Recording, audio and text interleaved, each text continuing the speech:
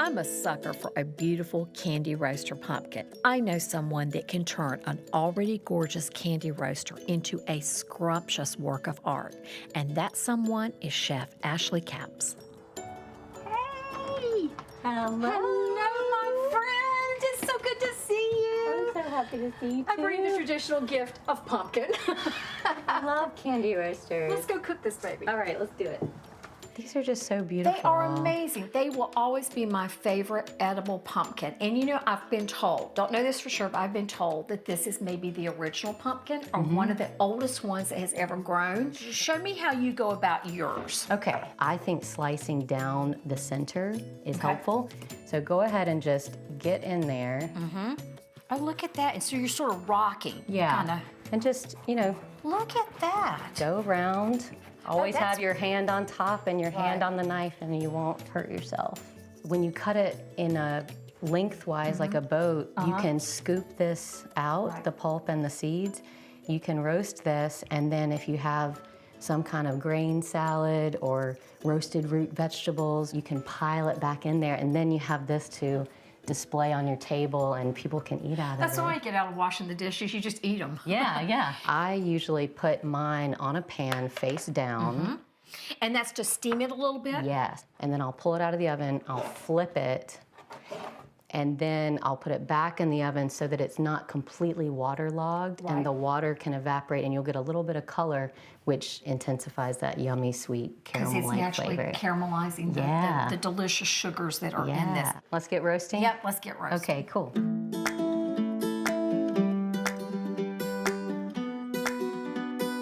Isn't that amazing? You know, this really holds its shape so well. I mean, that looks good enough to eat right now. I mean, if you weren't here right now, I might just take a spoon and sit, watch a movie and eat this with a spoon right in my lap. All right, let's scoop.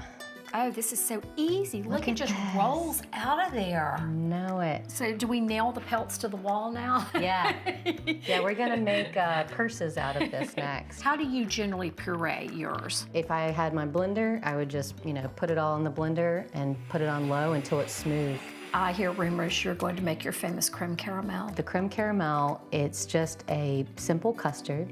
It's very easy to make, and I think that it's a really unique way to feature pumpkin. It would be really easy to make a pumpkin pie, but I think that a custard is something a little bit more unique and adventurous, and it's fun, and it's really easy. It looks very fancy, but it is very easy.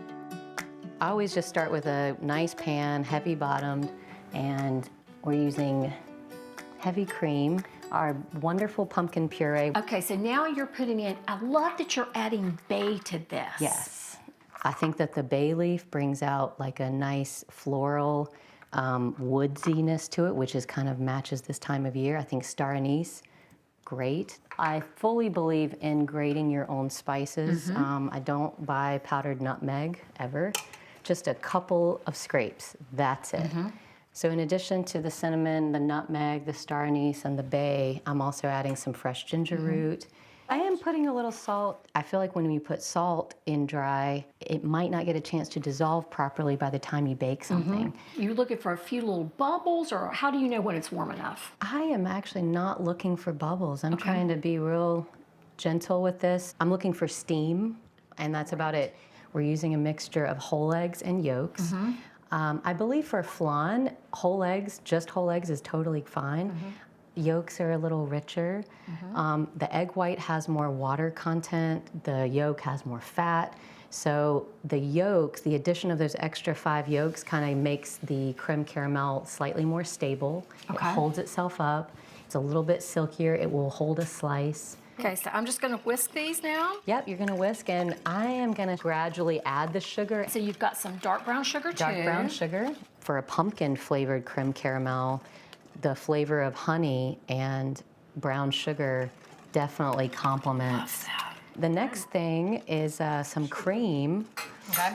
And so there's cream, but the infused cream, why are you splitting it up? Why are there 2 different kinds? Great question. Right now, this is just basically sugars and eggs. That's it.